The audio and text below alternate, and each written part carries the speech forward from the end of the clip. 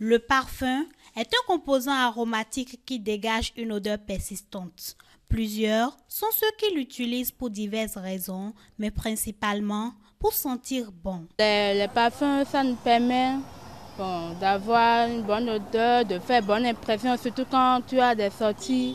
Ça te permet quand même d'être relax. Moi, par exemple, quand je m'habille pour une sortie et tout, et que je ne mets pas les parfums, j'ai l'impression qu'il y a quelque chose qui manque, que je ne suis pas encore totalement prête. Ça me permet de me sentir à l'aise, surtout si je dois rencontrer un public ou bien une personne donnée. J'en utilise, mais pas trop.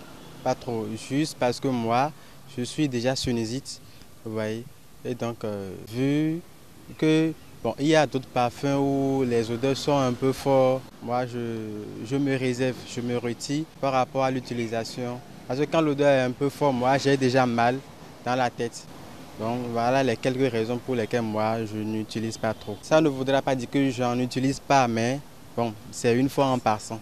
Même si c'est la tasse de thé de plusieurs personnes, certaines en sont allergiques et préfèrent utiliser des astuces naturelles pour arriver aux mêmes fins. Je n'utilise pas le parfum parce que quand j'utilise le parfum, je commence par éternuer immédiatement et ça déclenche le rhume dans mon organisme. Pour me sentir bon, je me lave avec des savons non parfumés. Non, moi je n'utilise pas les parfums. Juste, ça ne me plaît pas, donc je n'utilise pas. Bon, pour me sentir bon, j'utilise souvent les citrons et aussi l'eau de javel. Le contact du parfum avec le corps n'est pas sans conséquences. Le docteur Félicien Edou évoque quelques impacts et risques de l'utilisation des parfums sur le corps, surtout chez les personnes allergiques. Ces parfums ne sont pas sans conséquences sur la santé directe.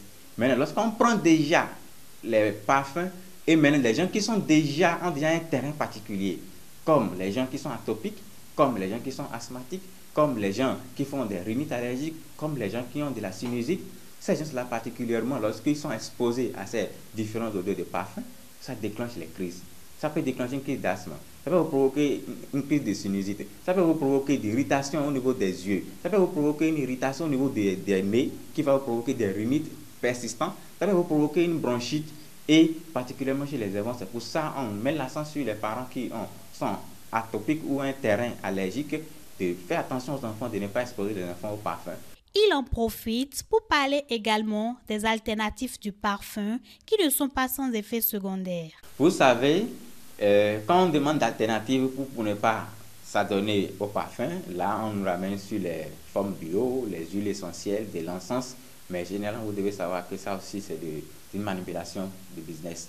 L'encens, quand vous prenez de l'encens pour chercher la composition, en fait c'est pratiquement la même chose que le parfum. Ici, cette fois-ci, on l'a fait en forme de bâtonnet que vous allez allumer, que ça va faire du fumée.